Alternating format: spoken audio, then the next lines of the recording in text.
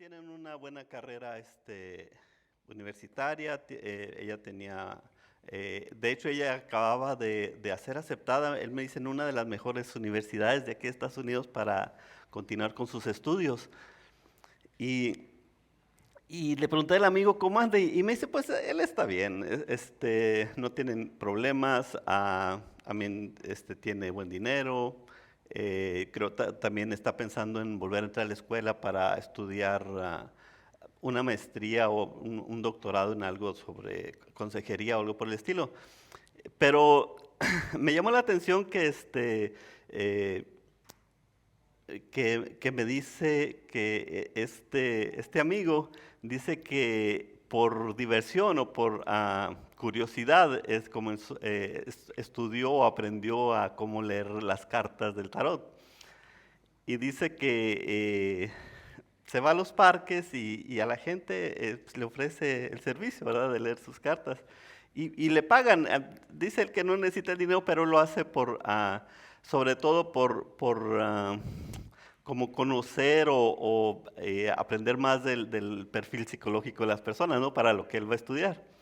Pero también me comentaba que en la bahía, en las fiestas pues de estos muchachos jóvenes, ¿no? Exitosos, que hacen fiestas, está muy de moda que contraten precisamente este tipo de personas para diversión de las fiestas, ¿no?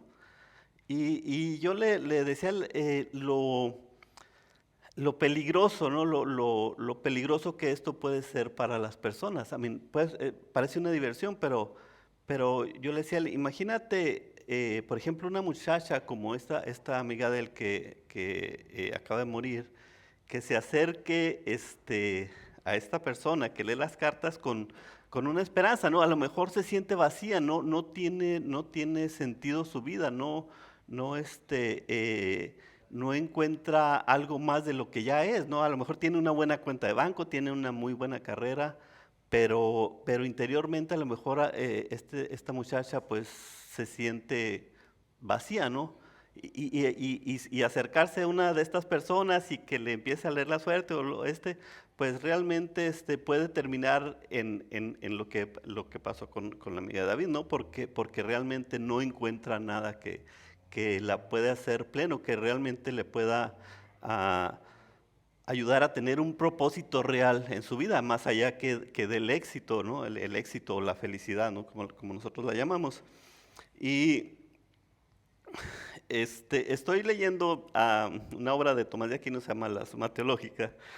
Tenemos unos cuantos discusiones ahí con el hermano Tony y el hermano Francisco. Este, pero en una de sus partes dice que Dios puso en el corazón del hombre el deseo natural de buscar la felicidad. Sí, este libro fue escrito en la Edad Media hace muchos, muchos años, ¿no? Entonces, y las palabras en ese tiempo pues tenían un significado un poco diferente al que tienen hoy. Hoy por felicidad, ¿qué conocemos o qué entendemos, ¿no? Claro, éxito, de hecho la palabra éxito también ha cambiado con el tiempo, ¿no? Éxito, felicidad es pues tener todo lo que deseamos, ¿verdad? Tener todo lo que deseamos, no tener problemas. Eso podría ser el concepto de felicidad de la mayoría de las personas en este tiempo. Pero cuando Tomás escribió esta suma, felicidad, él se interpretaba como algo pleno, algo donde no había necesidad de ningún tipo, donde una persona, dice Tomás, que la felicidad de un hombre es el conocimiento pleno de las cosas sagradas, ¿sí? Entonces vamos, el conocimiento pleno de Jesús, ¿sí? Cuando alguien conoce plenamente a Jesús, no tiene otra necesidad, no tiene necesidad de buscar nada más. Esa es la idea que Tomás quería transmitir, ¿verdad? Entonces, y bueno, pasando esto ayer, le comentaba yo a David que hace mucha falta en los jóvenes o en mucha gente de hoy, ¿verdad? Este concepto, tenerlo muy claro, ¿verdad? Que es realmente la felicidad. Y pues, amén. Eh, realmente yo siento temor, perdón, que no sé, que en algún momento él pueda llegar a sentir este vacío, ¿verdad? Y yo hablaba con él y decirle, es que el Señor es suficiente, ¿verdad? Para todo. Y hoy vamos a ver el capítulo 8 de Romanos, del versículo 1 al 11. Mucha gente dice que el capítulo de Romanos es suficiente para conocer las grandes maravillas del Evangelio. Algunos dicen que si alguien está, por ejemplo, en una isla desierta y con solo el capítulo 8 de Romanos puede llegar a entender lo hermoso del Evangelio. Y también dice que de este capítulo el versículo 1 es el mejor, ¿verdad? Entonces voy a leer versículo de 1 al 11 de capítulo 8 de Romanos. Dice, por lo tanto, ya no hay ninguna condenación para los que están en Cristo Jesús, pues por medio de él, la ley del Espíritu de vida te ha liberado de la ley del pecado y de la muerte. En efecto, la ley no pudo liberarnos porque la carne anuló su poder. Por eso Dios envió a su propio Hijo en una condición semejante a la de los pecadores, para que se ofreciera en sacrificio por el pecado. Así condenó Dios al pecado en la carne, a fin de que la justa demanda de la ley se cumpliera en nosotros, que no vivimos según la carne, sino según el Espíritu. Los que viven conforme a la carne fijan la mente en los deseos de la carne, en cambio los que viven conforme al Espíritu fijan la mente en los deseos del Espíritu. La mente gobernada por la carne es muerte, mientras que la mente que proviene del Espíritu es vida y paz. La mente gobernada por la carne es enemiga de Dios, pues no se somete a la ley de Dios ni es capaz de hacerlo. Los que viven según la carne no pueden agradar a Dios. Sin embargo, ustedes no viven según la carne, sino según el Espíritu, si es que el Espíritu de Dios vive en ustedes.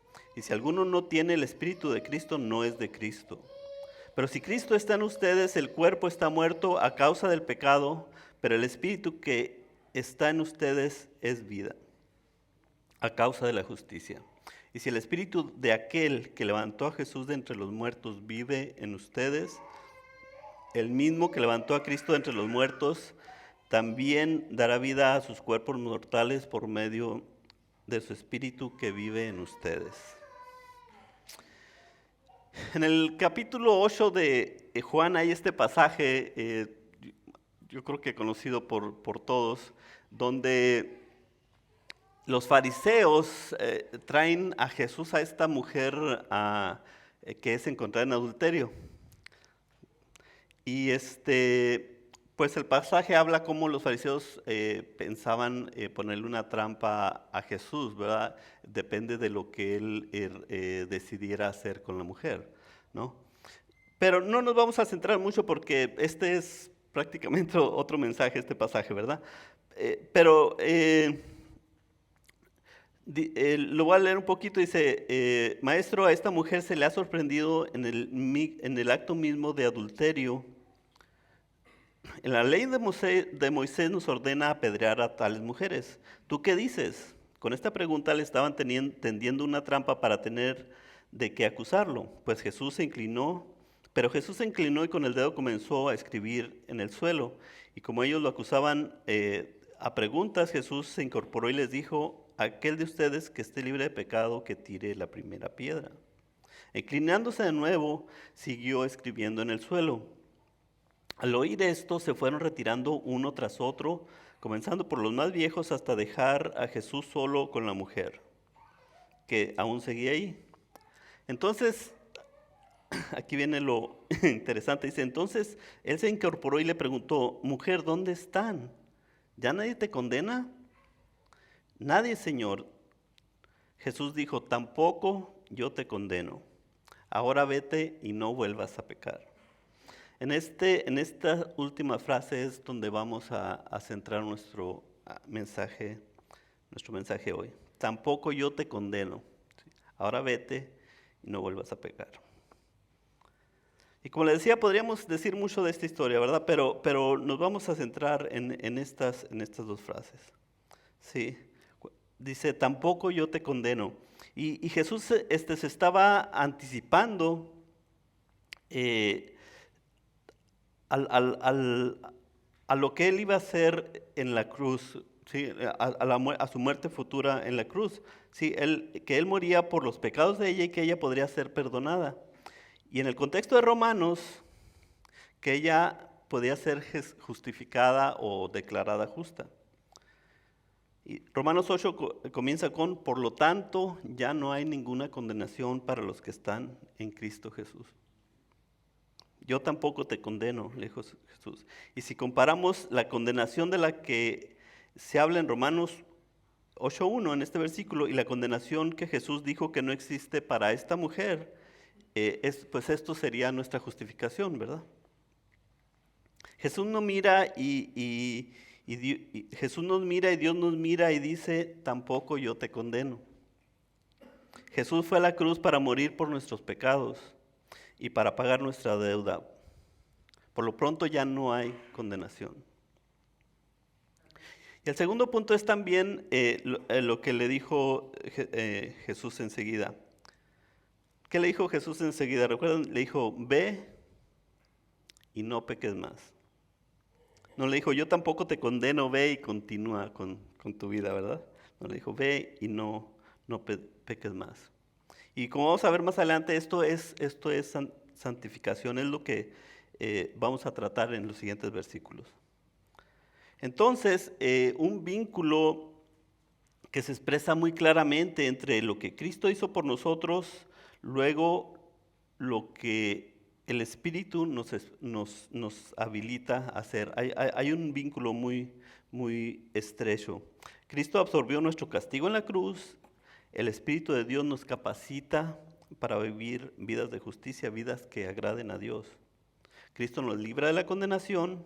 El Espíritu nos capacita para nuestra santificación. Y la justificación es el acto de Dios donde declara justo al pecador creyente basado en la obra terminada de Jesucristo el Señor. Sí, la obra terminada de Jesucristo en la cruz, perdón. Pero decíamos que está vitalmente o totalmente vinculado a una vez justificado, cómo vivo mi vida. No somos salvos por buenas obras, decimos que somos salvos para buenas obras. Sí, las obras justas no pueden salvarnos, pero las obras justas son la evidencia de que el Señor nos ha salvado. Y muchos cristianos no entienden esta diferencia y confunden estas dos cuestiones. ¿Sí? Podrían pensar que si tropiezo o si caigo, pues ya no soy salvo, ¿verdad? O podrían pensar en la otra parte que si no soy realmente pues un super santo, ¿verdad? Dios ya no me ama o no soy justo ante Dios o lo suficientemente bueno para ir al cielo. Y aunque a veces mi corazón me condena, Satanás me condena, o incluso mi esposa o mi esposo me condena, o mis amigos me condenan, sí, las circunstancias o cualquier experiencia, sí, que podamos tener, pues no cambia para nada el hecho de que hemos sido justificados porque estamos en Cristo Jesús. Sí, es una obra terminada. Así que nuestra posición es perfecta, nuestra posición es completa y no hay condenación. Por otro lado, la santificación es progresiva y tiene crecimiento. Es un proceso de toda la vida. Significa que el cristiano progresivamente se está volviendo más y más como Cristo. El objetivo final, de hecho, de la santificación es que seamos hechos como Jesús. En Efesios 4, 13 y 15 dice, hasta que todos lleguemos a la unidad de la fe y del conocimiento del Hijo de Dios, a un varón perfecto a la medida de la estatura de la plenitud de Cristo. El 15 dice, sino que siguiendo la verdad en amor, crezcamos en todo en aquel que es la cabeza, esto es Cristo. También hay muchos que pueden tender a pensar o piensan, ¿verdad? Que no hay condenación, yo soy salvo, no hay condenación, no hay condenación. Y claro, es verdad, ¿verdad? Pero también hay un propósito para el cual el Señor nos ha salvado. Hay un propósito por el cual Cristo quita de nosotros la condenación cuando ponemos nuestra fe en Él. Y ese propósito no es la anarquía o es la libertad para desobedecer. Ese propósito es la plenitud. El propósito es que tengamos una vida que agrada más y más al Señor. Sí, Jesús murió para salvarnos de pecado, no para que vivamos en Él. Y eso no significa que tenemos que vivir en perfección siempre. Sí, la gran diferencia para los que estamos en Cristo es que cuando caemos en pecado, no nos quedamos ahí. El Señor nos levanta y regresamos a Él. Entonces, vamos a recordar lo que dicen estos versículos 1 y 2. Por lo tanto, ya no hay condenación para los que están en Cristo Jesús. Pues por medio de Él, el Espíritu de vida me ha librado de la ley de la muerte y del pecado.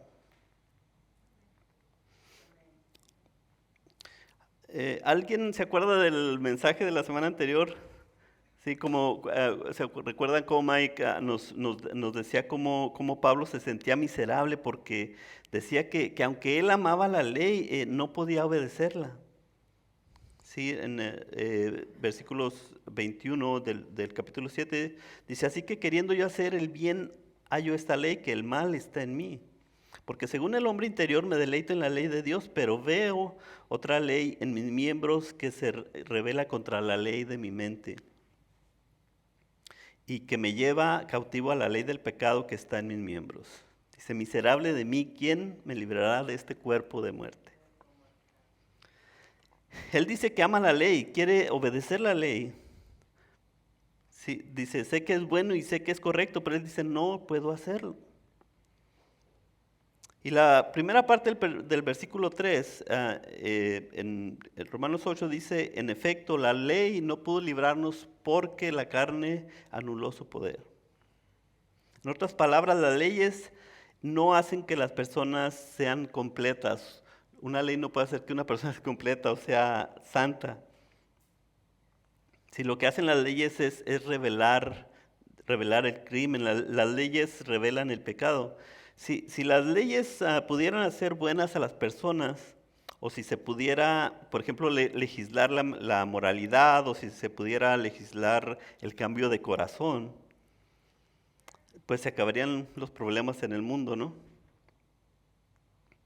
Y si se pueden hacer pues leyes cada vez más y más estrictas, por ejemplo, contra el aborto, pero la gente siempre va a encontrar el modo. Se pueden poner más y más cartelones de límites de velocidad, pero la gente siempre va a ir más rápido y más rápido, ¿no?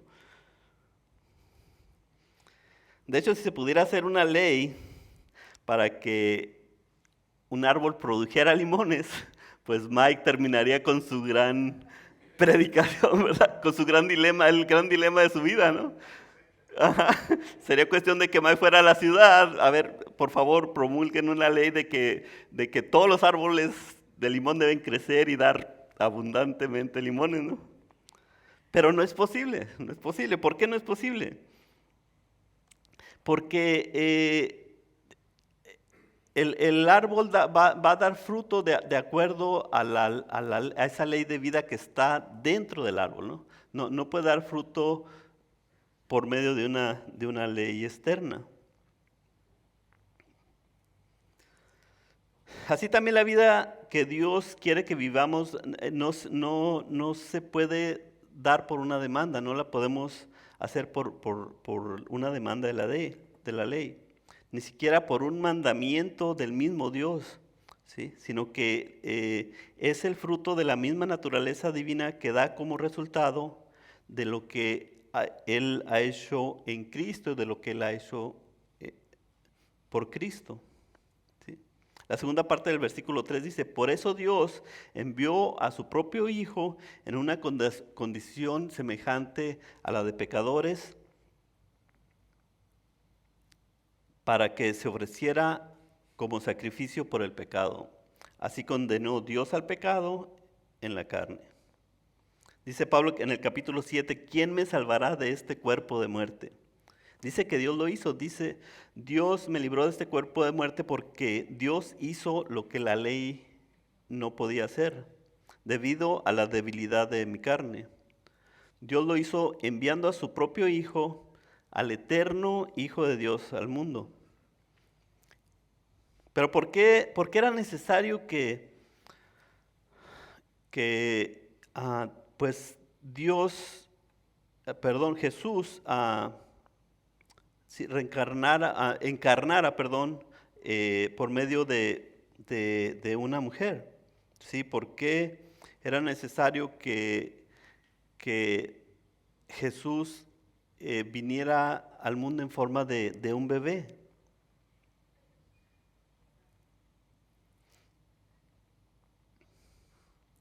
Porque Jesús, dice el versículo 3, tenía que venir en semejanza, ¿sí?, de nuestro estado.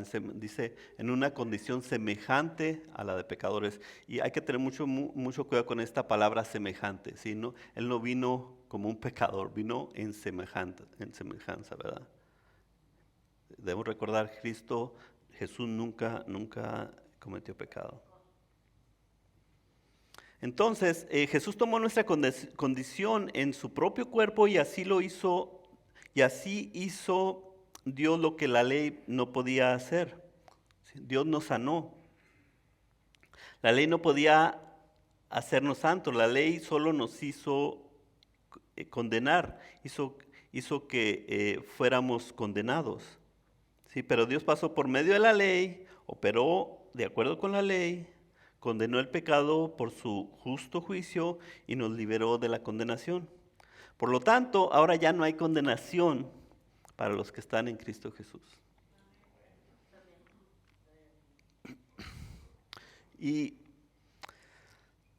es por eso que es absolutamente necesario que la gente entienda. Si van a ser perdonados de sus pecados, la única manera auténtica de tener ese perdón es a través de nuestro Señor Jesús. Jesús es el único que se convirtió en maldición por nosotros, como dice en Gálatas, para que pudiéramos convertirnos en la justicia de Dios. Jesús es el único que murió por nuestros pecados.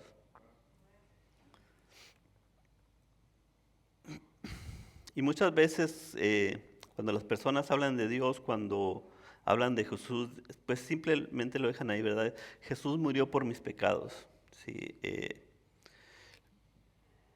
Y nos detenemos ahí, ¿verdad? Le pedí a Jesús que fuera mi Señor y Salvador. Pero al hacer esto nos perdemos la razón por la cual Él hizo esto. ¿Por qué es que Dios me llama a estar en Cristo? ¿Solo para librarme de la condenación? ¿O hay algo más? ¿Hay más que Dios quiere de mí? ¿O simplemente quiere que sea pues una persona perdonada, que vive el resto de su vida bien, ¿verdad? Y luego se va al cielo y lo disfruta, ¿no? Pero no, Dios quiere más que eso para mí. Fíjense lo que dice el versículo 4, a fin de que la justa demanda de la ley cumpliera en nosotros, a fin de que la justa demanda de la ley se cumpliera en nosotros, que no vivimos según la carne, sino el Espíritu. Para este propósito es porque nos liberó de la condenación, no para que seamos solo una persona liberada, o no solo para que mis pecados sean perdonados. Así que es por eso, Cristo quita nuestra condenación, ponemos nuestra fe en Él para eso, para que el requisito justo de la ley pudiera cumplirse en nosotros. Pero ¿cuál es el requisito justo? ¿Cuál es este requisito justo del que habla la ley? ¿Sí? Que los pecadores sean castigados. No, esa es la pena por desobedecer, ¿no? El requisito justo de la ley es que la obedezcamos. El propósito de la ley es que vivamos con rectitud. Dios no escribió su ley solo para enviar a la gente al infierno. Dios dio su ley para que pudiéramos vivir vidas que le agradan. Entonces, Cristo logró la eliminación de la condenación, el Espíritu permite la obediencia de la ley de Dios. Así que podemos vivir en estas verdades. En Cristo Jesús Dios ha eliminado mi culpa, ¿sí? Ha eliminado mi condenación y el Espíritu Santo va cambiando mi carácter. Sí, Él ha cambiado mi persona y me capacita, me equipa para vivir de acuerdo con el requisito el requisito justo que Dios pide de mí. 2 Corintios 5:17, sí, por lo tanto toda persona en Cristo es una nueva creación. Si lo viejo ha pasado, ha llegado ya lo nuevo. C.S. Lewis en su libro Mero Cristianismo dice, Dios se hizo hombre, no simplemente para producir mejores hombres de la vieja clase, sino para producir una nueva clase de hombre. Los versículos 5 al 8 dicen, los que viven conforme a la carne fijan la mente en los deseos de la carne. En cambio, los que viven conforme al Espíritu fijan la mente en los deseos del Espíritu. El 6 dice, la mente gobernada por la carne es muerte. El 7 dice, la mente gobernada por la carne es enemiga de Dios, pues no se somete a la ley de Dios ni es capaz de hacerlo. El 8, los que viven según la carne no pueden agradar a Dios.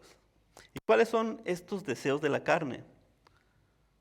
Juan en el capítulo 2 dice, porque todo lo que hay en el mundo, los deseos de la carne, los deseos de los ojos y la vanagloria de la vida no proviene del Padre, sino del mundo. Fíjese la lista que Pablo da en Gálatas 5. Dice, las obras de la carne se conocen bien, inmoralidad sexual, impureza y libertinaje, idolatría y hechicería, odio, discordia, celos, arrebatos de ira, rivalidades, desacuerdos. Y les advierto, ahora como antes lo hice, que los que practiquen tales cosas no heredarán el reino de Dios.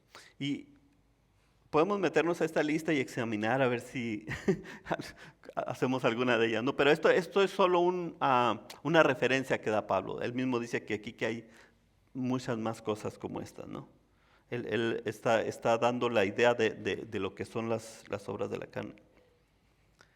Dice que los que practican tales cosas no heredarán el reino de Dios. Y es importante aclarar que cuando Pablo habla del reino de Dios, pues no está hablando del cielo donde nos vamos a ir cuando muéramos, ¿verdad? Tony en algunas ocasiones nos ha enseñado precisamente esto, que cuando el Nuevo Testamento habla del reino de Dios, si no se refiere al cielo donde nos vamos a ir. El reino de Dios se refiere a este reino que fue inaugurado, ¿sí? Cuando Jesús murió en la cruz. Entonces, Pablo da esta lista de las obras de la carne, incluyendo no solamente a los no creyentes, ¿no? Sino también a los creyentes. Nos está diciendo que al participar de estas cosas no estamos participando de esa nueva creación que Jesús ha iniciado o ha inaugurado, que es el reino de Dios. El versículo 6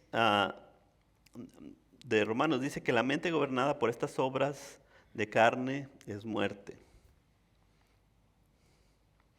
Yo creo que muchos de nosotros en algún momento hemos practicado alguna de estas, ¿no?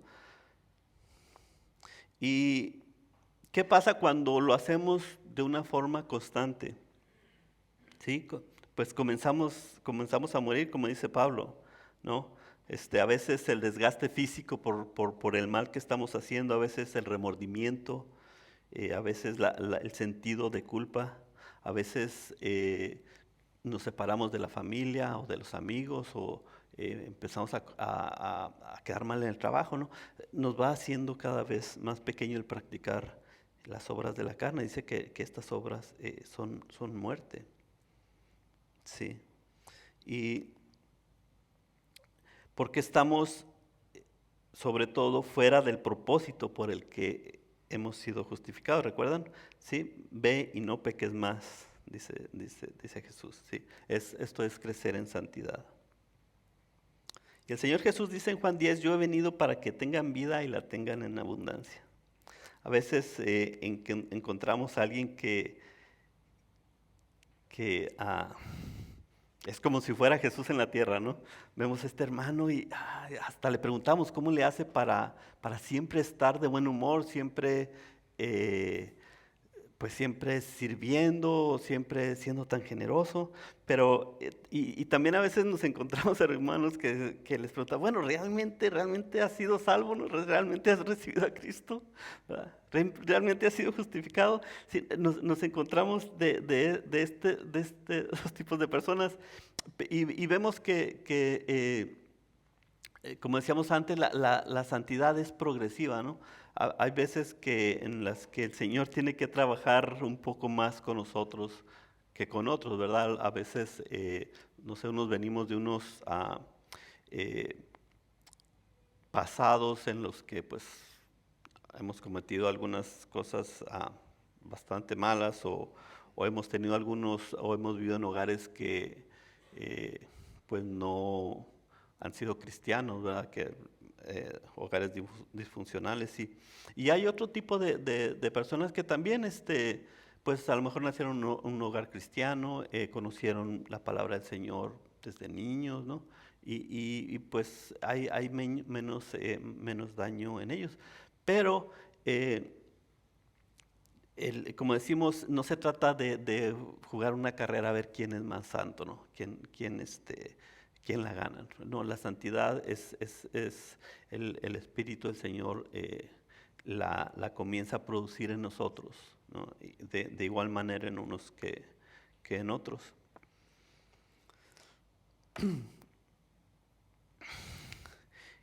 Y pues podemos saber que alguien ha sido justificado y que el Espíritu Santo está en alguien precisamente por los efectos que el Espíritu Santo comienza a producir en su conducta, ¿sí? Por pequeños que sean, y no quiero decir con esto que un poco de santidad es suficiente, ¿no? Recuerden que precisamente el propósito de la santidad es llegar a ser como Jesús. Entonces, la santificación es progresiva, no todos avanzamos al mismo ritmo, pero debe haber alguna evidencia en mi vida de que está pasando si es que he sido justificado por Cristo, ¿verdad?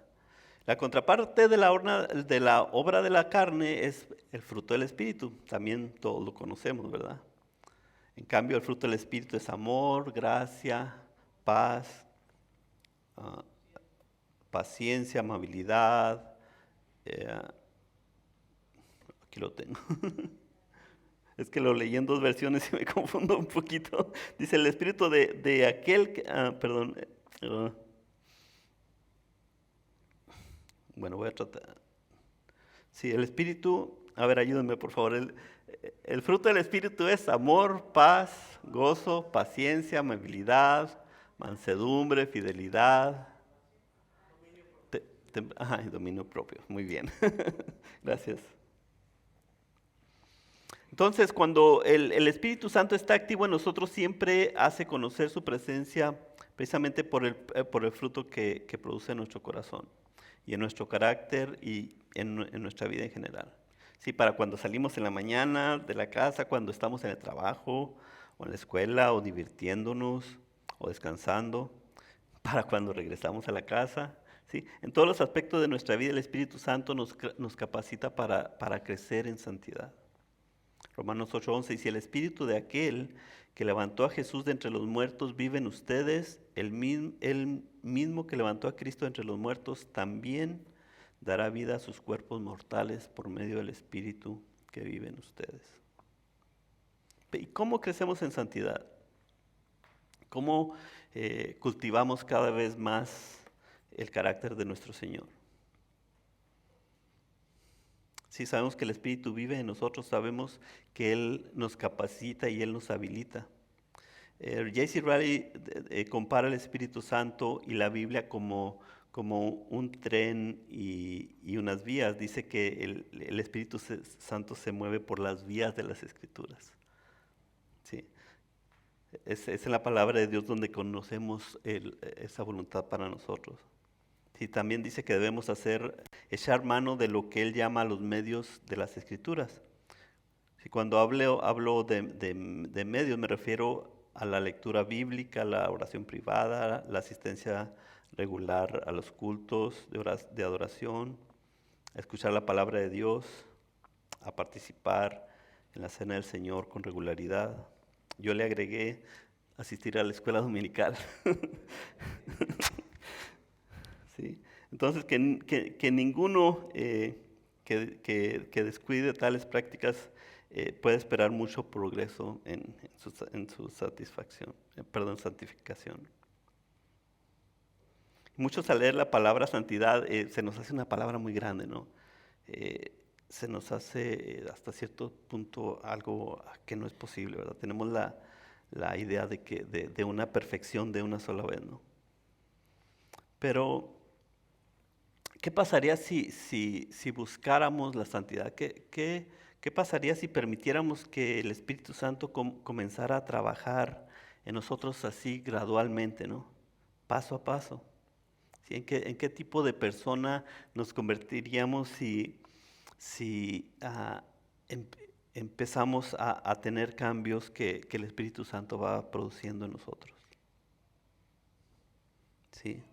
¿Qué pasaría si buscáramos precisamente esto que pedirle al Espíritu Santo que nos vaya haciendo santos, sí, un paso a la vez, ¿no? ¿En qué tipo de persona nos convertiríamos? ¿Qué cambios verían los demás en nosotros? ¿Cómo cambiarían nuestras relaciones en nuestra casa, en la iglesia, en el trabajo? ¿En qué afectaría mi relación con Jesús el buscarlo más, el querer hacer su voluntad? Que va a haber conflictos, va a haber caídas, por supuesto, ¿verdad? Hay conflicto entre nuestra vieja naturaleza y la nueva, entre el espíritu y la carne, dice Pablo. Y esto no es evidencia de que no seamos santificados, al contrario, son síntomas saludables de nuestra condición y comprueban que no estamos muertos, al contrario, estamos vivos. Y con esto termino. Nuevamente C.S. Lewis en su libro Mero Cristianismo dice: el mandamiento sed perfecto no es una banalidad idealista, tampoco es un mandamiento para hacer lo imposible. Dios va a convertirnos en criaturas que puedan obedecer ese mandamiento. Él va a llevar a cabo sus palabras si le dejamos, porque podemos impedírselo. Convertirá al más sucio de nosotros en criaturas luminosas, radiantes, inmortales, latiendo con todo su ser, con una energía, un gozo y una sabiduría tales que devuelvan a Dios la imagen perfecta, aunque claro, en menor escala, de su poder, de su deleite y bondad infinitos. El proceso será largo y muy doloroso, pero eso es lo que nos espera, no menos, dice. Sí, el Señor hablaba en serio.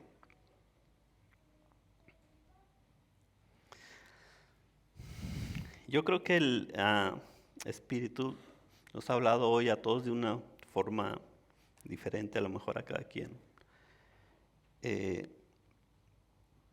Pero si aún no tienes o no tienen este tipo de relación con el Señor, si hay alguna duda, si han sido justificados o no han sido justificados,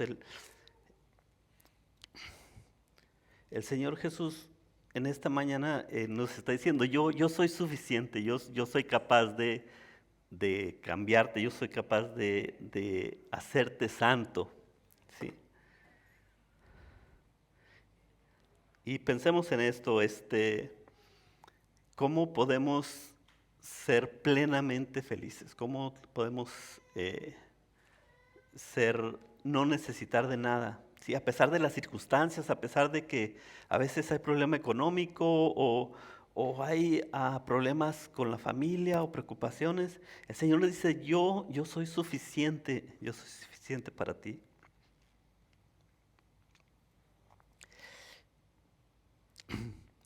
Y el Señor, perdón, un día me lo dijo a mí.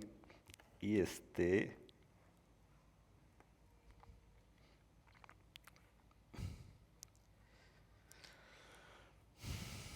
pues yo le creí.